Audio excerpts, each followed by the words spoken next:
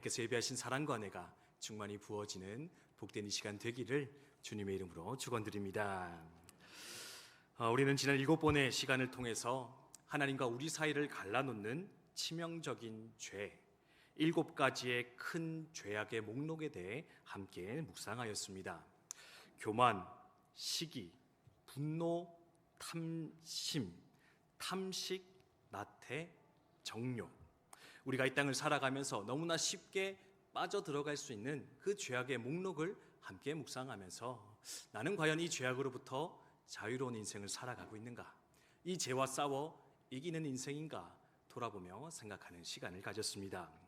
이제 그 모든 것들을 마무리하고 이제 오늘부터는 또 새로운 주제로 들어가게 되겠는데요. 오늘부터 살펴볼 주제는 어떤 내용이냐? 앞선 7가지 대죄와는 전혀 반대의 내용, 반대되는 주제에 대해서 함께 생각을 해보고자 합니다. 그게 무슨 말이냐? 이런 겁니다. 이런 7대죄, 7가지 죄를 묵상했는데 이 7가지 죄를 다른 말로 표현하면 이럴 것 같습니다. 우리가 벗어버려야 되는 것, 그렇죠? 우리가 비워내야 되고 우리가 버려야 할 옛사람의 모습, 그게 바로 7가지 죄악의 모습이었습니다. 그런데요, 우리는 그냥 벗는 것에만 만족하면 되질 않습니다. 저 이웃 종교에서는 비우면 된다, 버리면 된다, 그렇죠? 계속 비우기만을 강조하는데 기독교에서는 그것을 이야기하지 않는 것 같습니다. 물론 비워야 합니다, 버려야 됩니다, 벗어버려야 됩니다. 근데요, 거기서 멈춰버리면 어떻게 되느냐? 성경이 말하기를 그냥 비우기만 하면 결국에 원래로 돌아가게 될 것이다. 비워놓은 그곳에 무엇이 들어올 것이냐? 원래 버렸던 그것이 다시 찾기 쉬운 것이 바로 우리의 죄성이며 연약함일 것인데, 그래서 하나님이 성경이 우리 가운데 끊임없이 도전하는 것인데 그것이 무엇이냐? 비워냈다면, 버렸다면, 벗었다면 이제 그곳에 더 좋은 곳으로, 새로운 곳으로 채우는 인생이 되어져야 된다. 새로운 것으로 덧입는 인생이 되어져야 된다. 그래야 너희는 새로운 인생, 하나님이 기뻐하시는 그 삶의 모습으로 나아갈 수 있다, 가르치는 거 볼 수 있다라는 겁니다. 그래서 오늘부터는 이제 벗어버릴 거 이제 7가지 배웠으니까요. 이제 입어야 될 것이 무엇인가? 어떤 걸 입어야 될까? 어떤 것이 하나님이 기뻐하시는 선하고 아름다운 삶의 모습인가? 함께 돌아보면서 우리의 삶을 하나님 앞에 더 아름답게 세워가는 이 시간이 되었으면 좋겠습니다. 그러면 무엇을 입어야 될까? 이걸 살펴보려면 여러 가지 볼 수 있겠지만 이 주제를 가지고 우리가 입어야 될 것을 하나하나 살펴봤으면 좋겠습니다. 한번 따라해 볼까요? 성령의 9가지 열매. 네, 성령의 9가지 열매라는 주제를 가지고 함께 덧입어 나아가는 이 시간이 되었으면 좋겠습니다. 아니 목사님, 벗는 건 7개인데 왜 입는 건 9개입니까? 네, 이러시면서 불평하실지 모르겠는데요. 여러분, 그래도 벗는 게 9개보다는 벗는 게 적은 게 낫잖아요.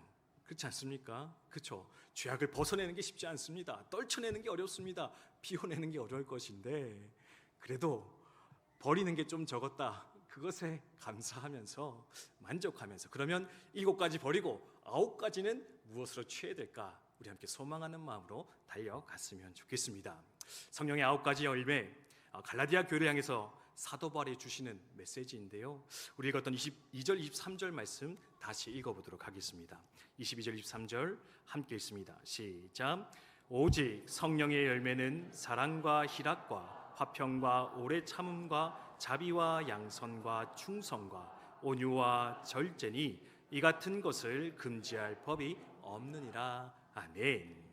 사랑을 입어야 되겠습니다. 희락도 입어야 됩니다. 화평도 입어야 되고요.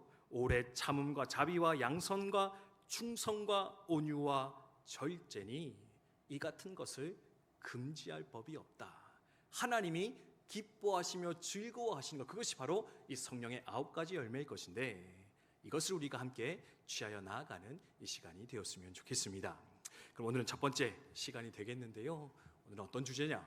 제목에 나와 있듯이 바로 사랑의 열매, 사랑의 성품이 무엇인가 한번 돌아보면서 우리의 삶의 그 사랑을 채워나가는 이 시간이 되었으면 좋겠습니다. 사랑, 중요하다라는 것 이미 다 알고 계실 것 같습니다. 사실 설교자로서요, 제일 어려운 게 뭐냐면 이미 다 아는 거 설교하는 게 진짜 어렵습니다. 네, 그렇죠. 사실 교회 다니시면서 사랑하라 설교 엄청나게 들으셨죠, 그죠? 아니십니까? 네, 못 들은 척 해주시는 겁니까? 네, 그렇죠. 서로 사랑하라. 새 계명을 주니 서로 사랑하라. 주님도요 십자가 고난 앞에서 말씀하셨고요. 사도 바울도 뭐라 말합니까? 믿음, 소망, 사랑 이 세 가지는 항상 있어야 될 것인데 그 중에 제일은 사랑이다. 사랑이 없으면 울리는 꽹과리가 되고 사랑이 없으면 아무것도 아닐 것인데, 즉 많은 성경의 기자들이 하나님께서 사랑에 대해 말씀하시고 가르쳐 왔기 때문에 우리도 이미 사랑에 대해서는 잘 알고 있지 않을까 생각이 드는데, 그럼에도 불구하고요, 사실 사랑을 알긴 하지만 그렇게 살아내는 것은 참 어렵다라는 것, 그렇게 살아낸다라는 것은 쉽지 않다라는 것 우리 잘 알고 또한 깨달아 살고 있는데, 이 시간을 통해서 다시 한 번 더 사랑의 삶의 자리로, 아는 것을 넘어 삶의 실천으로 나아가기를 결단하는 저와 여러분 되셨으면 좋겠습니다. 사랑의 성품, 오늘 두 가지로 이렇게 좀 살펴보려고 하는데요. 첫 번째는 왜 사랑이 1번일까? 왜 사랑을 그토록 하나님은 강조하실까? 왜 우리가 사랑해야 되는가? 이제 그 사랑의 중요성에 대해서 한번 그 의미를 살펴보도록 하고요. 그리고 다음은 이제 사랑하려면 어떻게 해야 될까? 사랑하는 삶이 무엇인가? 이제 그 방법에 대해서 간단하게 세 가지씩 살펴보고 마치도록 하겠습니다. 그럼 첫 번째로 이제 사랑이 왜 중요할까? 왜 사랑이 소중한 것이냐? 이제 그걸 알아야 되겠는데, 우리 한 가지 본문만 더 찾아서 읽고 그 의미를 한번 살펴보도록 하겠습니다. 그럼 요한 1서 4장의 말씀인데요. 한번 살펴보도록 하겠습니다. 요한 1서 4장 7절에서 12절까지의 말씀인데, 감사합니다.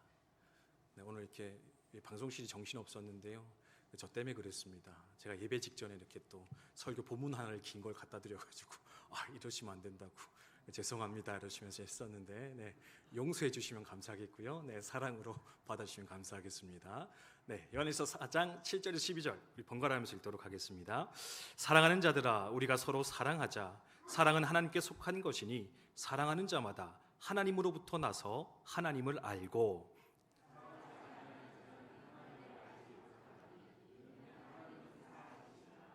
하나님의 사랑이 우리에게 이렇게 나타난 바 되었으니 하나님이 자기의 독생자를 세상에 보내심은 그로 말미암아 우리를 살리려 하심이라.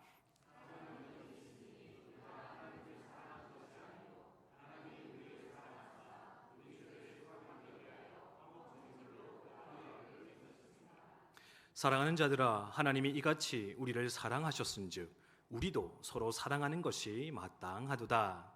어느 때나 하나님을 본 사람이 없으되 만일 우리가 서로 사랑하면 하나님이 우리 안에 거하시고 그의 사랑이 우리 안에 온전히 이루어지느니라. 아멘. 요한 사도를 통해서 사랑의 중요성에 대해서 하나님 가르쳐 주시는데요, 이 본문을 통해서 왜 사랑이 중요한가 우리 먼저 함께 살펴보도록 하겠습니다. 첫 번째로, 여러분 왜 사랑이 중요한지 아십니까? 왜냐하면 하나님이 모든 사랑의 근원이시기 때문에 그렇습니다. 모든 사랑의 본체, 출발이 하나님이실 것인데, 그러므로 그분의 백성, 그분의 자녀된 우리들이 마땅히 사랑하며 살아가야 할 것이다. 여러분 기억하시면 좋겠습니다. 7절과 8절의 말씀인데요, 한 번만 더 읽어보도록 하겠습니다. 7절 8절 함께 읽습니다. 시작. 사랑하는 자들아, 우리가 서로 사랑하자. 사랑은 하나님께 속한 것이니 사랑하는 자마다 하나님으로부터 나서 하나님을 알고, 사랑하지 아니하는 자는 하나님을 알지 못하나니 이는 하나님은 사랑이심이니라. 아멘. 8절에 보면은요, 하나님이 누구신가, 그 하나님의 속성, 정의에 대해서 이렇게 내리는 것을 볼 수 있습니다. 뭐라 그럽니까? 하나님이 뭐라고요? 사랑이십니다. 하나님은 사랑이십니다. 여러분, 우리가 흔히 하나님을 표현할 때 뭐라고 표현합니까? 하나님은 사랑이 많으신 분이십니다. 하나님은 사랑이 풍성하시고 충만하십니다. 이제 그렇게 설명하면서 기도하고 또 이렇게 설명하며 나아갈 때 있잖아요. 근데요, 이 본문은 충격적인 것을 말합니다. 뭐냐면 하나님은 단순히 사랑이 많은 분이 아니라는 겁니다. 사랑이 충만한 분이 아니라 뭐라고요? 사랑 그 자체십니다. 사랑의 출발이십니다. 이 땅에 사랑이 있다면 그것은 하나님으로부터 말미암은 것입니다. 그런데 그렇다면 우리가 하나님께 속한 자로서, 하나님의 자녀로서, 백성으로서 그 하나님과 더불어 살아가고 있다고 하면서 우리가 사랑을 알지 못한다면, 우리가 사랑을 하지 않는다면 어쩌면 우리는 하나님께 속한 자가 아닐 수도 있을 것인데, 우리는 하나님을 모른 채 하나님을 안다 고백하며 살아가는 실수를 범할 수도 있을 것인데, 그래서 나는 지금 사랑하며 살아가고 있는가, 사랑 안에 있는가, 즉 하나님 안에 거하며 살아가고 있는가 돌아보며 점검하는 것이 필요하다, 하나님 말씀하는 거 볼 수가 있습니다. 여러분, 사랑은요 취사 선택이 아닙니다. 해도 되고 하지 않아도 되는 것, 그게 아니고요. 사랑은 믿음의 근거요, 생명의 근거요, 하나님 백성으로서 당연히 있어야 되는 삶의 필수적인 요소, 그게 바로 사랑일 것인데, 그래서 우리가 어떻게 된다고요? 하나님을 안다면 기꺼이 사랑하며 살아가야 됩니다. 사랑의 열매를 항상 점검하며 살아가야 된다, 우리 가운데 가르치는 거 볼 수가 있습니다. 두 번째로 왜 사랑해야 될까요? 두 번째는요, 바로 하나님께서 그 사랑의 본을 우리 가운데 보여주셨기 때문에 그렇습니다. 사실 첫 번째 이유로 다 끝이 나는 거거든요. 하나님 사랑이십니다. 사랑이신데 우리도 사랑해야 되죠. 사랑을 알고 그 사랑 베풀어야 된다. 근데 또 조금 더 덧붙이자면은 하나님이 그 사랑 자체로서, 본체로서 또한 사랑의 본을 우리 가운데 보여주셨기 때문에 우리는 그 사랑을 이루며 살아가야 된다, 기억하면 좋겠습니다. 우리 9절에서 11절의 말씀인데 또 다시 읽도록 합니다. 함께 읽습니다. 시작. 하나님의 사랑이 우리에게 이렇게 나타난 바 되었으니 하나님이 자기의 독생자를 세상에 보내심은 그로 말미암아 우리를 살리려 하심이라. 사랑은 여기 있으니 우리가 하나님을 사랑한 것이 아니요 하나님이 우리를 사랑하사 우리 죄를 속하기 위하여 화목제물로 그 아들을 보내셨습니다. 사랑하는 자들아, 하나님이 이같이 우리를 사랑하셨은즉 우리도 서로 사랑하는 것이 마땅하도다. 아멘. 사도 요한이 말합니다. 하나님이 사랑이십니다. 그러니 우리도 사랑해야 됩니다. 두 번째로 하나님께서 먼저 사랑의 본보기를 보여주셨습니다. 사랑의 증거를 나타내셨는데, 그렇다면 우리도 그 본을 쫓아서 살아가는 것이 마땅하지 않겠습니까? 그 본을 따라가는 것이 우리의 사명이며 마땅한 삶의 모습입니다. 가르치는 거 볼 수가 있습니다. 하나님께서는 어떻게 우리를 사랑하셨습니까? 독생자 예수 그리스도를 화목 제물로 내어 주시기까지 우리를 사랑해 주셨습니다. 사랑의 표현, 징표, 증거였습니다. 그런데요, 주님의 오심은, 주님의 죽으심은 거기서 끝나지 않는다는 겁니다. 뭐냐?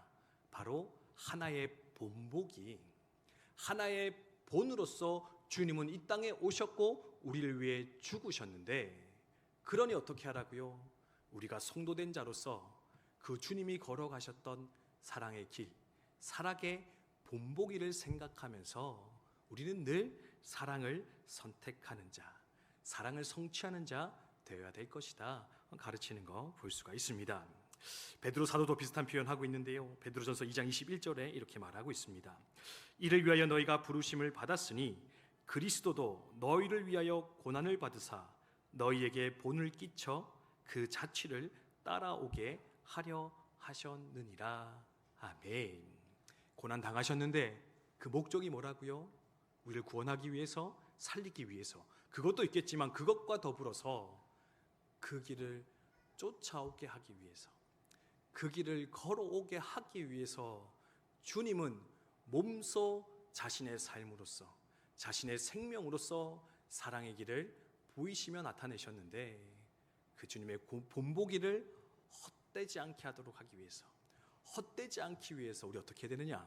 우리도 사랑의 길을 걸어갈 수 있어야 되겠다, 여러분 기억하시면 좋겠습니다. 마지막 세 번째로 우리가 왜 사랑해야 될까요? 이것도 아주 중요한 이유인데요, 바로 우리가 서로 사랑할 때 하나님을 이 땅 가운데 드러낼 수 있기 때문에, 하나님을 이 땅 가운데 나타낼 수 있기 때문에 우리는 또한 사랑하며 살아가야 된다. 여러분 기억하시기를 바랍니다. 우리 12절의 말씀인데요, 같이 한번 읽도록 하겠습니다. 12절 함께 있습니다. 시작. 어느 때나 하나님을 본 사람이 없으되 만일 우리가 서로 사랑하면 하나님이 우리 안에 거하시고 그의 사랑이 우리 안에 온전히 이루어지느니라. 아멘. 우리가 서로 사랑하면 어떻게 된다고요? 하나님을 본 적 없지만 그 하나님의 살아 계심을 이 세상이 깨닫게 될 것이다. 알게 될 것이다. 사랑 안에 하나님의 살아 계심은 드러나게 될 것이다. 성경은 말씀해 주고 있습니다. 여러분, 하나님 보이지 않습니다. 그래서요, 세상 사람들이 끊임없이 우리 가운데 도전하는 게 뭡니까? 하나님 보여주십시오. 하나님 나타내 주십시오. 그러면 내가 하나님 믿겠습니다. 이제 그렇게 도전하면서 다가오는 사람들 많이 만날 수가 있잖아요. 그럼 그들에게 하나님의 살아계심을 보일 수 있는 방법이 있습니다. 성경에서 두 가지 얘기하는데요. 첫 번째는 뭐냐? 예수 그리스도를 전하는 겁니다. 예수님의 오심은 하나님의 살아계심을 나타내는 것이다. 성경 기록하고 있거든요. 예수를 가르치면 하나님을 나타낼 수 있는 겁니다. 근데 예수님을 드러내는 것뿐만 아니라 또 한 가지 좋은 방법이 있다. 성경에 기록하는데 그게 뭐냐면 우리가 서로 뜨겁게 사랑할 때, 우리가 세상과 다른 사랑의 삶을 선택하여 나아갈 때 세상은 우리를 보면서 아하, 하나님이 어쩌면 살아 계실지도 모르겠구나. 어쩌면 하나님이 저들 가운데 역사하실지 모르겠구나. 그렇게 하나님을 발견하며 우리 가운데 찾아올 것이다. 그러니 너희가 서로 사랑하며 살아가는 자가 되어라 요청하는 거 볼 수가 있습니다. 자, 성도 여러분, 사랑함으로 하나님의 살아 계심을 드러내며 자랑하는 저 여러분 되시기를 주님의 이름으로 축원드립니다. 네, 혹시 이런 경험 있으십니까? 네가 사랑하는 거 보니까 진짜 하나님 살아 계신 것 같다. 네, 사실 저도 그런 예는 없는 것 같더라고요. 반성을 많이 하며 설교를 준비했는데, 네, 초대교회 성도들은 그렇게 했다라고 합니다. 터툴리안이라고 하는 교부가 있었는데, 이제 그분이 이렇게 전하는 바에 따르면, 이런 초대교회 성도들은요, 전도할 때 이렇게 첫 질문을 던졌다고 합니다. 비신자들에게 뭐라고 질문한지 아십니까? 당신은 그리스도만큼 이 땅에서 사랑하며 사는 사람을 본 적 있으십니까? 당신은 그리스도인만큼 이 땅에서 그렇게 열렬히 사랑을 베푸며 사는 사람을 본 적 있습니까? 질문을 던졌다는 겁니다. 그 말은 뭡니까? 사랑에 자신이 있었다는 겁니다. 그리고요, 그 대답이 뭐겠습니까? 그들의 삶은 다른 것 같습니다. 그들은 뭔가 다릅니다. 이야기하기 시작하면은, 왜냐하면 하나님이 살아계시기 때문에 그렇습니다. 하나님이 우리를 사랑하셨기에 우리도 그렇게 사랑하며 살아가는 것입니다. 그렇게 자신의 사랑의 삶을 통해서 하나님을 드러내고 증거하는 삶, 하나님의 살아계심을 자랑하는 삶은 그들을 살아내고 있었다. 역사는 우리 가운데 도전하며 가르치고 있는데, 하나님을 드러내는 것이 바로 사랑으로부터 출발되어진다. 또 기억하면서 사랑을 선택하여 나아가는 저 여러분 되셨으면 좋겠습니다. 네, 이렇게 세 가지, 네, 되게 간단했죠, 그죠? 할렐루야. 네, 저는 12분밖에 지나지 않았습니다. 네, 오늘 이렇게 네, 시간 제한 없이 이렇게 설교하고 싶은데, 네, 항상 이렇게 쫓기는 마음으로 하고 있는데요. 네, 세 가지 뭐라고요? 첫 번째는 하나님이 사랑 그 채치시다. 네, 하나님을 안다며 사랑하지 않으면 그는 하나님을 모르는 자일 수 있다. 그런 우리는 사랑하며 살아가야 된다. 두 번째, 독생자 예수 그리스도를 내어주시기까지 사랑의 본보기가 되어주신 분, 본이 되어주신 분, 길을 내신 분, 그분이 바로 하나님이시오 주님이신데, 그러면 우리는 그 본을 외면하지 않고 사랑의 길을 걸어갈 수 있어야 된다. 마지막으로 우리가 사랑할 때 이 땅 가운데 하나님의 살아계심이 나타내며 증거되게 될 것인데, 입술로 하는 것이 아니라 그냥 다른 무엇으로 하는 것이 아니라 뜨겁게 사랑함으로써 하나님을 드러내며 자랑하는 우리 모두가 되셨으면 좋겠습니다. 그럼 이제 한 가지만 더 살펴볼 텐데, 그럼 어떻게 사랑해야 될까요? 무엇이 사랑일까? 이제 이런 과제가 남는데, 그냥 또 대표적으로 아는 세 가지 정도 또 나누고 함께 마무리하도록 하겠습니다. 첫 번째로는요, 여러분, 사랑은 명사가 아니라 동사이다. 이렇게 유행가 가사 같기도 한데요, 따라해 볼까요? 사랑은 명사가 아니라 동사입니다. 네, 그 사랑은 뭐 연필로 쓰지 마세요인가 뭐 그런데 그죠? 네, 그 사랑은 명사가 아니라 동사다. 그 사랑은요 감정으로 끝나는 게 아닙니다. 생각으로 그치면 되지 않는다는 겁니다. 뭡니까? 행동할 때, 실천할 때 비로소 그 사랑은 온전하고 완성되어지는 것일진데 하나님, 내가 실천으로 행동으로써 행함으로써 사랑을 이루어가는 우리가 되게 하여 주시옵소서. 함께 결단할 수 있었으면 좋겠습니다. 여러분, 아무리 사랑한다 해도요 뭐 하나 내어주지 못하고 위로 말을 건너지 못하고 그냥 모른 척하면 그것은 이루지 못한 사랑일 것 같습니다. 믿음도 행함이 없으면 죽은 믿음이다. 믿음도 행하지 않으면 아무 소용없다. 야고보 사도를 통해 말씀하셨는데 그것과 더불어서 사랑도 행함 없으면 아무것도 아닐 것인데 이제는 생각의 차원을 넘어서 마음의 차원을 넘어서 행동의 차원, 삶의 차원으로 사랑을 실천해 나가는 저 여러분 되시기를 주님의 이름으로 축복드립니다. 주님께서 그것을 이루셨지 않습니까? 주님은 가만히 있지 않으셨습니다. 죽어간 우리를 바라보시며 안타까워하심으로 끝나지 않았다라는 겁니다. 하늘 보좌를 버리시고 이 땅에 찾아오셨던 주님, 요즘 같은 날씨 속에서도 우물가에 그 한 여인 찾아가기 위해서 피곤하도록 뛰어가셨던 분, 그분이 바로 우리 주님이셨습니다. 심지어 십자가에 달려 자신의 모든 것을 내어 바치기까지 우리를 위해 행하신 분, 이루신 분, 그분이 바로 우리 주님이요 그분의 사랑일 것인데 그분의 사랑 기억하면서 우리도 기꺼이 달려가기로, 기꺼이 내어주기로, 기꺼이 행동하기로 선택하며 결단하는 이 시간 되셨으면 좋겠습니다. 두 번째로, 사랑은요 나의 유익을 구하는 것이 아니라 상대방의 유익을 구하는 것이다. 따라해볼까요? 사랑은 내 유익을 구하는 게 아니라 상대방의 유익을 구하는 것입니다. 네, 이런 말씀 드린 이유는요, 사실 우리가 또 사랑한다고 하는데요, 우리의 사랑의 대부분은 이기적인 사랑이 많을 때가 있기 때문에 그렇습니다. 이기적인 사랑, 사실 이게 붙을 수 없는 단어잖아요, 그렇죠? 사랑은 분명히 뭔가 희생하고 내어주고 베푸는 것인데 어떻게 이기적인 사랑이라는 게 있을 수 있을까? 이런 겁니다. 그냥 내가 좋아서 사랑하는 겁니다. 내 만족을 위해서 사랑하는데 이 이기적인 사랑의 그 끝은 어딘지 아십니까? 내가 손해보지 않은 데까지, 내가 고통스럽지 않을 때까지 하는 게 바로 이기적인 사랑일 것인데 진짜 사랑은 나의 유익이 아니라 상대방의 유익을 위해서 기꺼이 내 것을 내어줄 수 있는 것, 때로는 손해보며 희생도 감수할 수 있는 것, 그게 바로 진정한 사랑이다 기억하시면 좋겠습니다. 제가 학부 때 군목 동기가 있었는데 친구랑 길을 가다가 되게 충격적인 얘기를 들은 적이 있습니다.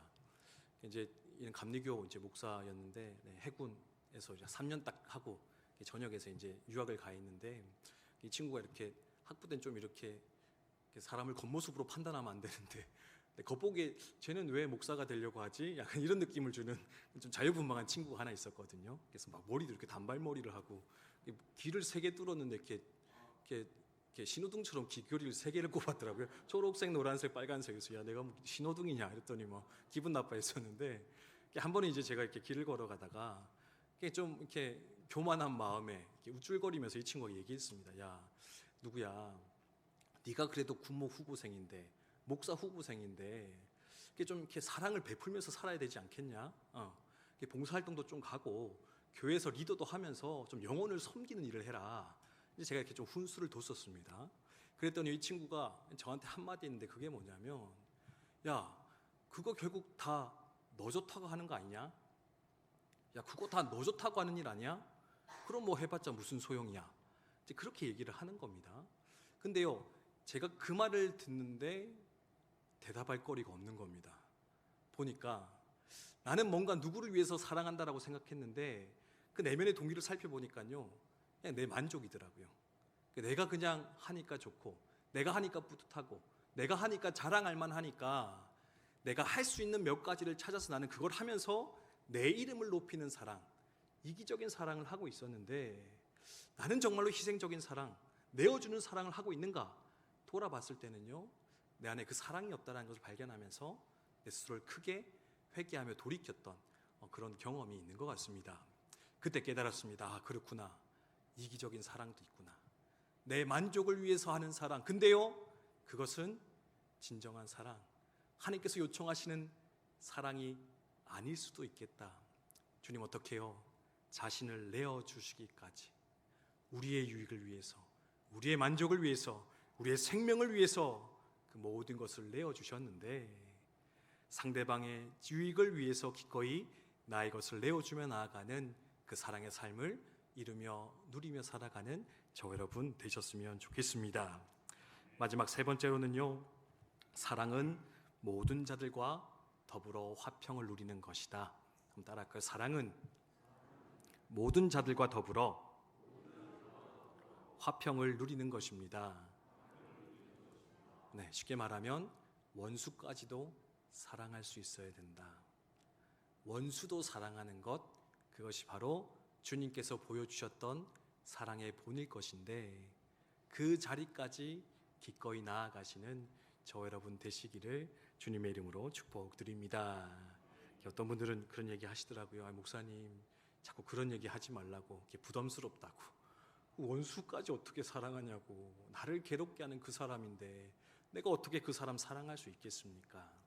근데요, 우리도 주님 앞에는 원수와 같은 인생이었다라는 거, 지금도 원수 같은 짓 하며 하나님 섬긴다 사는 것이 우리들 것인데, 그런 우리를 넉넉히 기다려주시고 용납하시고 사랑해주시는 그 주님의 시선, 주님의 마음을 기억하면서 하나님, 우리도 그 사람 사랑할 수 있도록, 그 사람 용납할 수 있도록 주여 인도하여 주시옵소서. 기도하여 나아갔으면 좋겠습니다. 내 힘으로는 되지가 않습니다. 내 결심으로 되지 않습니다. 그러니요, 여러분 엎드려 기도하셔야 됩니다. 성령을 구하셔야 됩니다. 하나님의 능력을 구하셔야 됩니다. 그럴 때 하나님의 열매가, 성령의 열매가 우리 가운데 나타나 우리 가운데 놀라운 사랑의 역사, 축복의 역사 일어나게 될 것인데, 이 사랑의 열매를, 사랑의 성품을 우리 삶 가운데 잘 이루며 나아가시는 우리 국방대교 성도님들 다 되시기를 주님의 이름으로 축원드립니다. 우리 찬송 부르와 함께 기도하겠는데요, 우리 사랑의 주님이라는 찬양인데 우리 가사 기억하면서 함께 찬양하도록 하겠습니다.